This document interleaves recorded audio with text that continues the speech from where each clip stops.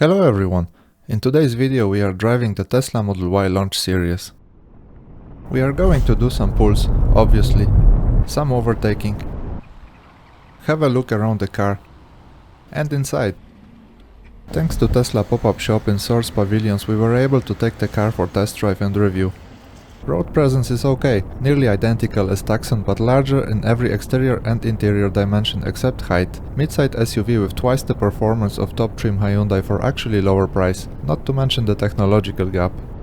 Okay, assuming I would be in the market for this kind of car, I would check out the BMW iX3, new kid on the block, Xpeng G6 and nice looking BYD Scion 7, making sure they have baby steps behind. Porsche Macan EV is also interesting, yet smaller boot, frunk, and double the price. I would not check out the Audi Q4 e-tron, Mercedes EQB, electric Mustang, Hyundai Minecraft 5 and Kia EV6. I have my reasons. What do you think? Fair play to Tesla for placing actual headlights lower. 90% of SUVs currently on the road are blinding the hell out of oncoming traffic on hilly and windy roads regardless headlight tech used.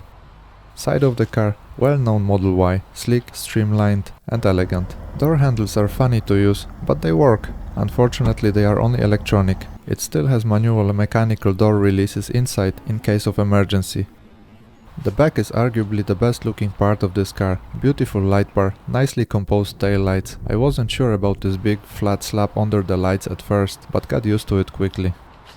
The Launch Series logo resembles Plaid. It's a sign that this car has refreshed design, slightly better performance than a regular dual motor, much better suspension, minor range improvement, some Alcantara inside, ventilated seats and paddle lights. I really don't want to talk about that front. Personally, I think it's too low and too flat. I understand efficiency, but it turned out completely characterless and doesn't really match the design language of the muscular back. I don't know what is it trying to tell me. I'm Cybertruck's little sister? Maybe my designer made me flashy because that's the new trend? Whatever, it looks like some Hyundai model. Front light bars can affect how other drivers and pedestrians perceive direction, motion or even speed, especially at night or in poor visibility.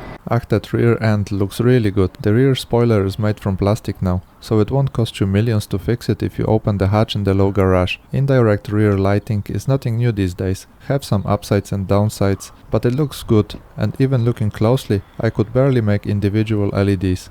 Michelin Pilot Sport EV tires are wide and offer decent comfort. 20-inch rims follow Tesla's turbine design and suit the car very well.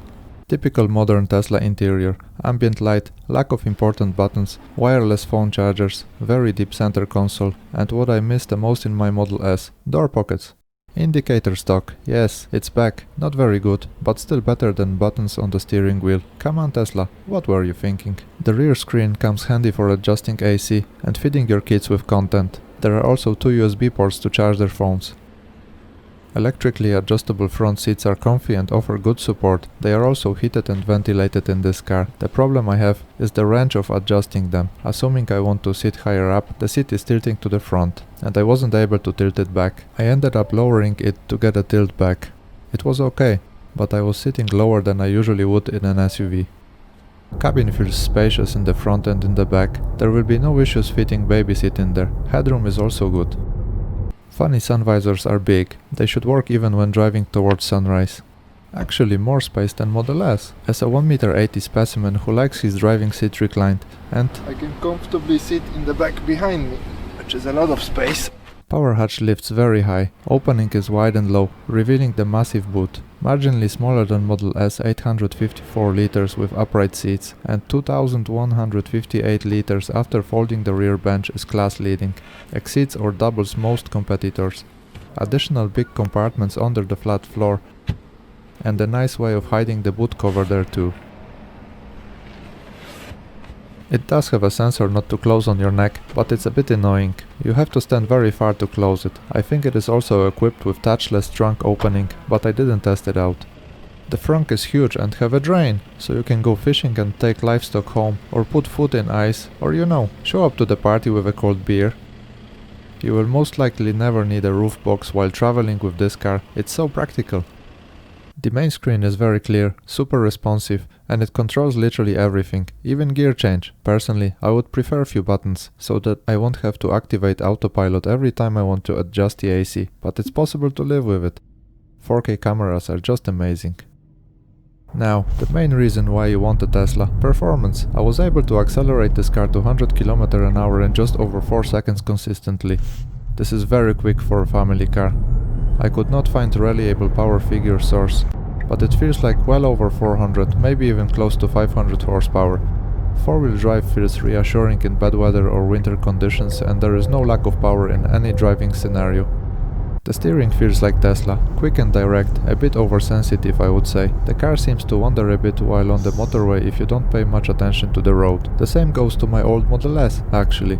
Well, these are not German cars designed for the Autobahn. They usually feel like the faster you drive, the more effort it takes to take it off the straight line. I have to say a few words about the suspension. It is very good. Car feels planted on the motorway, does not react funny to wind, irons out uneven roads, it's not crashy going over speed bumps, and doesn't lean much in the corners, what inspires confidence for a bit of spiritual driving.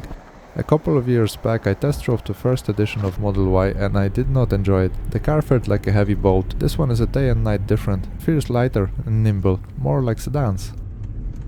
Noise levels are very low. Double glazing and additional insulation did a great job. The car is very quiet in the city and on the motorway. A combination of great suspension, low noise and raised sitting position led to the effect of not feeling the speed. It is very easy to accelerate into speed ticket zone if you don't pay attention. Unfortunately, I didn't have enough time to test charging, but claimed rate up to 250 kW sound up there for 400 volt architecture car, and it should correspond to a charge time of 20 to 22 minutes for a 10 to 80% session in optimal conditions. Standard 11 kW AC onboard charger will fill it up at work or at home in around 7 hours. Thanks to 80-ish kWh NCA battery pack and class-leading efficiency, maximum claimed range of 551 km is achievable in WLTP cycle. Daily driving's real-life range in recommended SOC range up to 90% should give you around 450 km easily. So why 90% daily recommendation for longevity again? You would think that's a thing of the past. Well, Tesla decided on nickel cobalt aluminum batteries for this model. It's more performance-oriented option offering higher energy density, higher discharge capability, slightly faster DC charging and a heavier reliance on thermal management, but also costlier and more environmentally challenging. It's a great car with some minor quirks, great for the family, but also a lot of fun for the driver. Well spent 50-ish thousand euros, which is gonna place you in the top 2% quickest cars in Ireland. And it isn't just quick, it's one of the very most powerful and quickest cars you will ever meet in normal traffic. Thank you for watching, and see you next time.